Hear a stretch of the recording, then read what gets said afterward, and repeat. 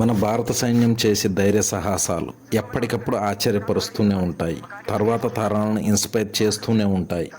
21 మంది భారత సైన్యం 10,000 మంది శత్రువులపై చేసిన విధ్వంసం ఇప్పటికీ బ్రిటిష్ వారు కథలుగా చెప్పుకుంటారు. కానీ మన దురదృష్టం ఏంటంటే మనలో కొంతమందికి మాత్రమే ఈ గొప్ప పోరాటం గురించి తెలుసు.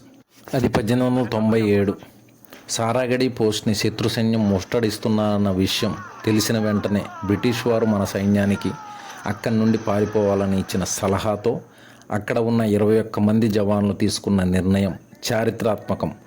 21 మంది 10,000 మంది సైన్యంపై పోరాడిన ఆ పోరాట పటిమ, వారు చేసిన విధ్వంసం ఇప్పటికీ చరిత్రలో సువర్ణాక్షరాలతో లిఖించబడింది. రెండు దేశాల మధ్య జరిగిన పోరాటాన్ని యుద్ధం అంటే 21 మంది సైనికులు 10,000 మంది సైన్యంపై చేసిన దండయాత్రను ఏమంటారు? కమెంట్స్ ద్వారా